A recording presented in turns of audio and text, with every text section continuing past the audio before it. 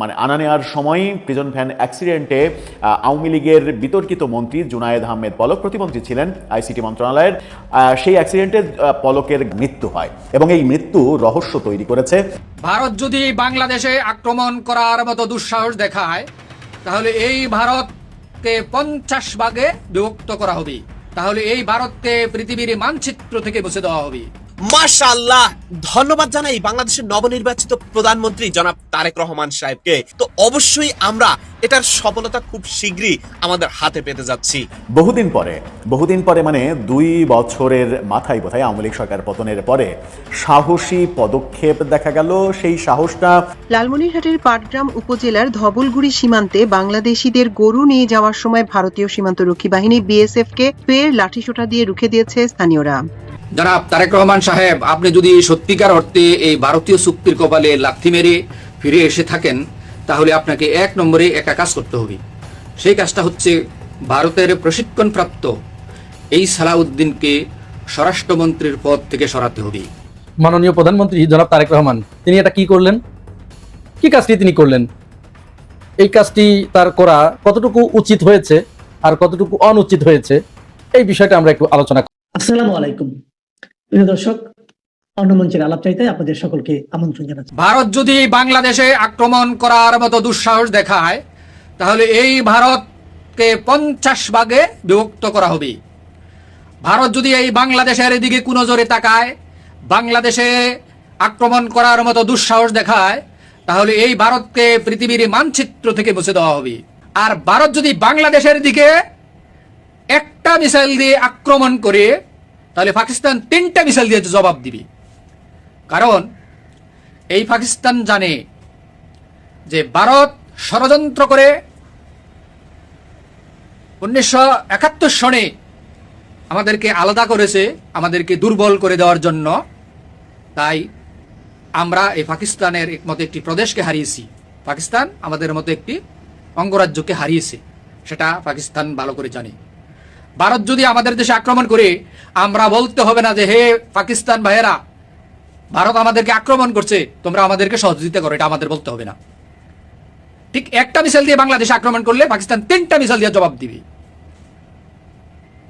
সাবধান করে দিয়ে বলে দিতে চাই ভারতকে যে যদি আমার দেশের দিকে ভারত কুনজরে তাকায়, আক্রমণ করার মতো দুঃসাহস দেখায়, তাহলে এই পৃথিবীর মানচিত্র থেকে ভারত মুছে যাবে। ভারতের হয়তো পারমাণবিক বোমা আছে, ভূখণ্ড বড়, আমাদের পারমাণবিক নাই, আমাদের ভূখণ্ড ছোট, আমাদের এই সামরিক শক্তি নাই। সেজন্য আমি ভারতকে দায়ী করি, কারণ বিগত 54 বছরে ভারত আমাদের সামরিক শক্তিকে শক্তিশালী করতে দেয় নাই। আমাদেরকে অর্থনৈতিকভাবে, সামরিকভাবে, বিভিন্নভাবে বাংলাদেশকে যেভাবে ছোট করে রাখা যায় ঠিক সেটাই ভারত করেছে। তাই ভারত আমাদের কখনো বন্ধু রাষ্ট্র হতে পারে না, ভারত আমাদের চিরশত্রু। এটাই যে জানতে পারবে সেই হচ্ছে দেশপ্রেমিক, সে বুঝতে হবে। আল্লামা দেলোয়ার হোসেন সাইদি বলে গিয়েছিলেন না, হে আল্লাহ, ভারত যে মুসলমানদের, বাংলাদেশের মুসলমানদের চরম শত্রু, সেটা তুমি বাংলাদেশের মুসলমানদেরকে বুঝার তৌফিক দাও। আমরা বুঝে গেছি ভারত কি চায়।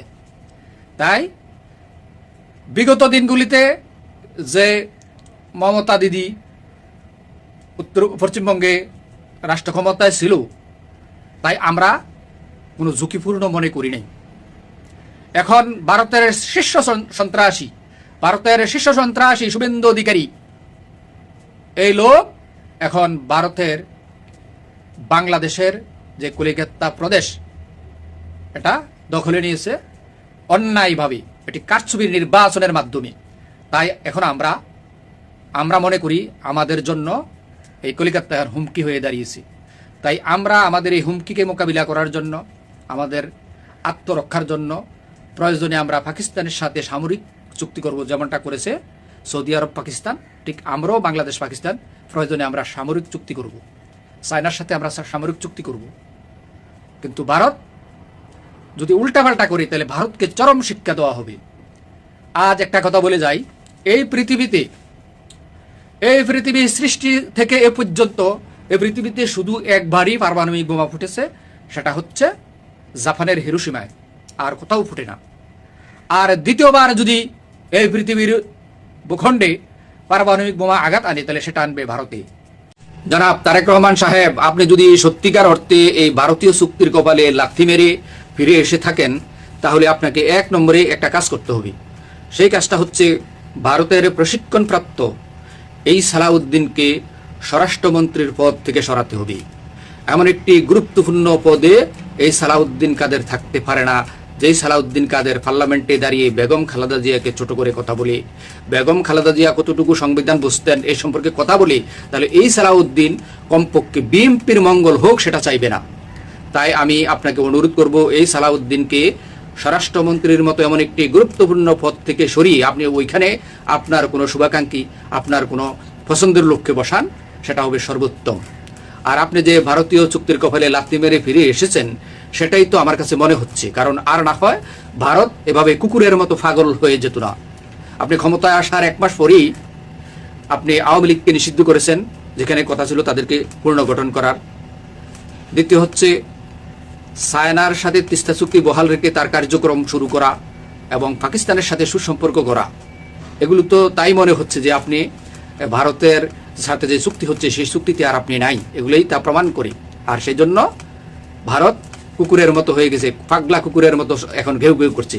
সেই প্রিজন ভ্যানেই মানে আনা নেওয়ার সময় প্রিজন ভ্যান অ্যাক্সিডেন্টে আওয়ামী লীগের বিতর্কিত মন্ত্রী জুনায়েদ আহমেদ পলক প্রতিমন্ত্রী ছিলেন আইসিটি মন্ত্রণালয়ের। সেই পলক, যিনি ইন্টারনেট বন্ধ করে জুলাই আন্দোলনের সময় খুব বেশি বিতর্কিত হয়েছিলেন, সেই অ্যাক্সিডেন্টে পলকের ঘাড়ের হাড় এবং মাজার হাড় ভেঙে গেছে। কিন্তু পলকের আইনজীবীর অভিযোগ যে সেই ভেঙে যাওয়া সত্ত্বেও চিকিৎসা দিচ্ছে না কারা কর্তৃপক্ষ, সরকার। সত্যিই কি তাই?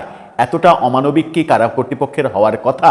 চলুন একটু জেনে দেখি গণমাধ্যমে কি ভয়ঙ্কর চিত্র উঠে আসলো। আওয়ামী লীগের অনেক বিতর্কিত মন্ত্রী পলক, কোনো সন্দেহ নেই আওয়ামী লীগ সরকারকে যে কয়জন ডুবিয়েছে তার মধ্যে পলক অন্যতম, কোনো সন্দেহ নেই। কিন্তু যত খারাপ মানুষই হন না কেন, তার অভিযোগ প্রমাণের আগ পর্যন্ত তিনি অভিযুক্ত, দোষী না, অপরাধী না। আর অপরাধী হলেও তার সর্বোচ্চ অধিকার নিশ্চিত করা রাষ্ট্রের এবং কারাগারের দায়িত্ব। কারাগারে যখন কাউকে নেওয়া হয়, তিনি চলে যান রাষ্ট্রের হেফাজতে, রাষ্ট্রের দায়িত্ব হয়ে পড়ে তখন তার সব কিছু দেখভাল করা, মানবাধিকার যেন লঙ্ঘিত না হয়। যদি এই ধারা অব্যাহত থাকে তাহলে ভবিষ্যতে এই নজির আরো ভয়ঙ্কর দিকে চলে যাবে। চলুন একটু কারাগার থেকে ঘুরে আসি, আদালত থেকে ঘুরে আসি, কি হচ্ছে পলককে নিয়ে একটু বোঝার চেষ্টা করি এই ভিডিওতে। নিশ্চয়ই কেউ কোনো কি কারারক্ষী কিংবা কোনো কয়েদি পলককে চুমা দিয়ে ঘাড়ের হাড় ভেঙে ফেলেনি, তাই না? কিংবা ওই পশ্চাৎ দেশে হালকা করে আদরের একটা টোকা দিয়ে নিশ্চয়ই কোমরের হাড় ভেঙে দেয়নি। কোনো একটা বড় ঘটনা ঘটেছে। গণমাধ্যমের এই শিরোনামটা দেখে নিন, সেখানে বলা হচ্ছে প্রিজন ভ্যান দুর্ঘটনা, পলকের ঘাড়ে 2টি, কোমরে 3টি হাড় সরে গেছে। 5টা হাড় খুবই গুরুত্বপূর্ণ জায়গা। ঘাড়ে হাড় সরে যাওয়া মানে তার বিকলাঙ্গ হয়ে যাওয়ার মতো অবস্থা। মাজার হাড় ডিসপ্লেস হয়ে যাওয়া মানে তার দাঁড়ানোর ক্ষমতা থাকবে না, বসার ক্ষমতা থাকবে না, হাঁটার ক্ষমতা থাকবে না, শুয়ে থাকা ছাড়া উপায় থাকবে না যদি সেটা সিরিয়াস পর্যায়ে যায়, যদি চিকিৎসা ঠিকভাবে না হয়। সেখানেই অভিযোগ উঠেছে যে এত সত্ত্বেও তার চিকিৎসা করা হচ্ছে না। অভিযোগ করা হচ্ছে যে চিকিৎসার কোনো ব্যবস্থা নেওয়া হয়নি। কি বলছে গণমাধ্যম?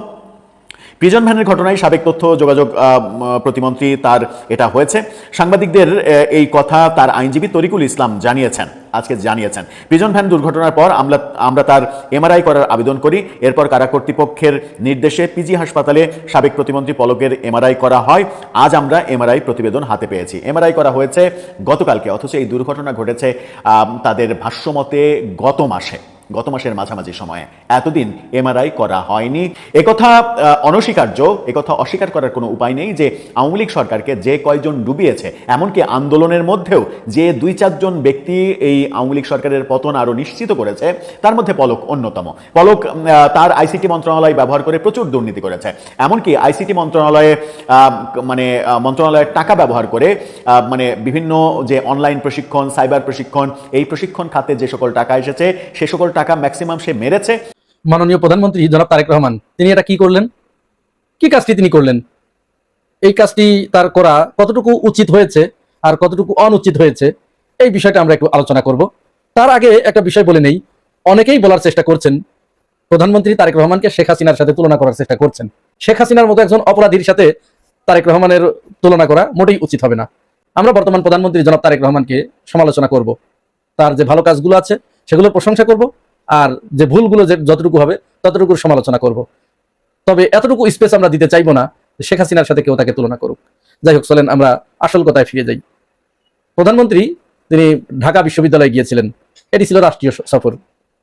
এইখানে গিয়ে তিনি ছাত্র দলের সাথে বৈঠক করেছেন এবং ছাত্র দলের বিভিন্ন জায়গা থেকে নেতাকর্মী এনে এটা গ্যাদারিং করার চেষ্টা করেছেন। অনেকেই বলছেন যে ঢাকা বিশ্ববিদ্যালয়ে ছাত্র দলের এত জনশক্তি নাই, তারা বাইরে থেকে বহিরাগতদের এনে এই গ্যাদারিংটা করেছেন। এইখানে রাজনৈতিক বিশ্লেষকরা যেটি বলার চেষ্টা করছেন, তিনি তো ঢাকা বিশ্ববিদ্যালয়ে গিয়েছেন, এটি ছিল সরকারি সফর।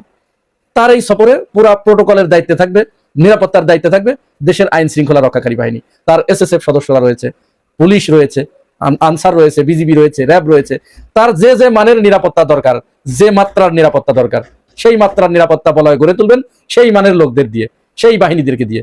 তা না করে এখানে বাইরে থেকে ছাত্র দলের বিভিন্ন পর্যায়ের নেতাকর্মীদের এনে একটা কৃত্রিম গ্যাদারিং সৃষ্টি করা হয়েছে।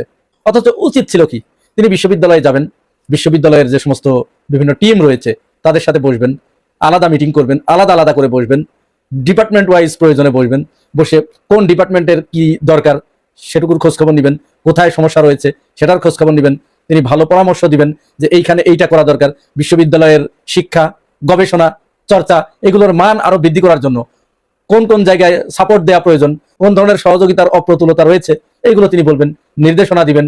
গবেষণা যাতে আরো উন্নত হয়, আন্তর্জাতিক প্রতিযোগিতায় টিকে থাকার জন্য কোন মানের শিক্ষা ব্যবস্থা দরকার সেইটার নির্দেশনা দিবেন। এরপরে এখানে অবকাঠামোগত উন্নয়নের কি কি সমস্যা রয়েছে সেগুলোর এক কথায় সার্বিক খোঁজখবর নেবেন এবং কোথায় কি সমস্যা সেটার পরামর্শ দিবেন। প্রয়োজনে বাজেট বরাদ্দ দিবেন, বাজেটের অপ্রতুলতা থাকলে সেখানে তিনি প্রতিশ্রুতি দিবেন। এরপরে সেখানে একটা শক্তিশালী সংসদ রয়েছে, ডাকসুর নেতাদের সাথে বসবেন, তাদের কি সমস্যা, কোন কোন জায়গায় তাদের উন্নতি করার দরকার আছে বা সুযোগ আছে এইটা বলবেন। আর ডাকসুর যদি কোনো ভুল ভ্রান্তি থাকে, কোনটা তার অপছন্দ, কোনটা দেশের স্বার্থে যাচ্ছে না, জনস্বার্থে যাচ্ছে না, শিক্ষার্থীদের স্বার্থে যাচ্ছে না, সেটা তিনি পরামর্শ দিবেন, দিক নির্দেশনা দিবেন যে এইগুলো এই জায়গায় আরো কাজ করার সুযোগ আছে। যেহেতু একটা নির্বাচিত প্রতিনিধি, সুতরাং নির্বাচিত প্রতিনিধিদের সম্মান জানানো এটা কিন্তু একটা রাষ্ট্রের গণতান্ত্রিক অধিকার। কিন্তু আমরা দেখলাম তিনি তার কিছুই করেন নাই। তিনি ডাকসু নেতাদের সাথে বসার প্রয়োজনীয়তাই অনুভব করেন নাই। তিনি যদি ডাকসু নেতাদের ডাকতেন তাহলে তারা কি তার ডাকে সাড়া না দিয়ে পারতো? আমরা দেখেছি তিনি প্রধানমন্ত্রী হবার আগেই ডাকসু নেতৃবৃন্দ কিন্তু তার সরাসরি তার অফিসে গিয়ে তার সাথে সাক্ষাৎ করেছে, পরামর্শ চেয়েছে, কিন্তু এবার তিনি তা করেন নাই। তা না করে তিনি কি করেছেন, বিশ্ববিদ্যালয় থেকে তার কার্যক্রম শেষ করে, তার প্রোগ্রামাদি শেষ করে ছাত্র দলের সাথে তিনি ওই বিশ্ববিদ্যালয়ের ভিতরেই মিলিত হয়েছেন। তার নিজের সংগঠন, এটি তিনি করতেই পারেন, অবশ্যই করবেন, কিন্তু উচিত ছিল আগে ওইখানে যারা নেতৃত্বে আছে, গণতান্ত্রিক পদ্ধতিতে যারা সেখানে বর্তমান প্রশাসনের বিভিন্ন স্তরে রয়েছে, তাদেরকে যথাযথ সম্মান দিয়ে তাদের সাথে বসে তারপরে তিনি এখানে আসতেন, নিজের ছাত্র সংগঠনকে তিনি পর্যাপ্ত সময় দিতেন, কিন্তু তা তিনি করেন নাই, সময় দেন নাই। এখানে যেটা ঘটেছে, ছাত্র দলের নেতৃত্ব এখন আর ছাত্রদের হাতে নাই, এটা চলে গেছে বয়স্কদের হাতে, মুরব্বীদের হাতে। ছাত্র দলের যিনি কেন্দ্রীয় সভাপতি, তার বয়স কত? Minimum 45 up. এইরকম একটা ছেলে যদি ছাত্রদের নেতৃত্বে আসে, তাহলে একটা টিনেজার ছাত্র মানে কিন্তু সাধারণত 25-26 বছর বয়স। এই বয়সের যে চিন্তা, এই বয়সের যে ধ্যান ধারণা, এটা 45 বছরের একজন বৃদ্ধ বা অর্ধবৃদ্ধ সে কি করে বুঝবে? এটা বুঝতে পারবে না। সুতরাং তার কোথায় সমস্যা আছে সে সমাধান দেবে কি করে? যার কারণে ছাত্র দলের সভাপতি তিনি বক্তব্য দিতে গিয়ে বললেন যে তারেক রহমান, প্রধানমন্ত্রী তারেক রহমান এই বিশ্ববিদ্যালয়ের ছাত্র। দেখুন তার বক্তব্যটা শুনুন। মাননীয় প্রধানমন্ত্রী, তিনি ঢাকা বিশ্ববিদ্যালয়ের সাবেক শিক্ষার্থী ছিলেন, তিনি তার শিক্ষা প্রতিষ্ঠানে আজ প্রধানমন্ত্রী হওয়ার পর প্রথম আসছেন। স্বাভাবিকভাবেই সবার মাঝে একটা উৎফুল্লতা বিরাজ করছে, সেজন্য সবাই আসছে তাকে শুভেচ্ছা জানানোর জন্য। আসলে কি তাই? প্রধানমন্ত্রী তারেক রহমান ওই বিশ্ববিদ্যালয়ে, ঢাকা বিশ্ববিদ্যালয়ের ছাত্র? কিছু খোঁজ এখন চলে আসছে যে তিনি ঢাকা বিশ্ববিদ্যালয়ে ভর্তি হয়েছিলেন। এ ব্যাপারে বিভিন্ন তথ্য কালেক্ট করার চেষ্টা করতে গিয়ে সেখানে পাওয়া যায় নাই, অর্থাৎ তিনি ছাত্র জীবন শেষ করতে পারেন নাই। তো গ্রাজুয়েশন শেষ না করতে পারলে তিনি তো এলামনাইয়ের ভিতরে পড়েন না। এলামনাই আছে না, এই এলামনাইয়ের ভিতরে পড়েন না। এলামনাই হতে হলে তাকে অবশ্যই গ্রাজুয়েশন, পোস্ট গ্রাজুয়েশন কমপ্লিট করতে হয় ওইখান থেকে। তাহলে তিনি সেটা করেন নাই। উপরন্তু আমরা যেটা শুনে আসছি তার বিপরীত একটা কথা ছাত্র দলের সভাপতি বললেন, মেনে নিলাম আমরা ঢাকা বিশ্ববিদ্যালয়ে তিনি ভর্তি হয়েছিলেন, ভর্তি হতে তিনি কন্টিনিউ করতে পারেন নাই। কন্টিনিউ যদি করতে না পারেন, সেখানে তারা স্লোগান দিয়েছে যে বিশ্ববিদ্যালয়ের বড় ভাই বিভিন্ন ধরনের স্লোগান দিয়েছে। রাজনৈতিক বিশ্লেষকরা মনে করছে এটি প্রধানমন্ত্রীর জন্য একটু বিব্রতকর অবস্থা তৈরি করেছে ছাত্র দলের সভাপতির এই বক্তব্য। এরপরে যথারীতি আমরা দেখলাম ঢাকা বিশ্ববিদ্যালয়ে যিনি ভিপি ক্যান্ডিডেট ছিলেন ছাত্র দলের আবিদুল ইসলাম খান, সেই ছেলে, এর আগে আমরা ছাত্র দলের সভাপতিকে দেখেছি প্রধানমন্ত্রীর গাড়ির পিছনে পিছনে দৌড়াতে, আজ এই ছেলে দৌড়ালেন। আবিদ দেখুন, আপনারা একটু দেখুন।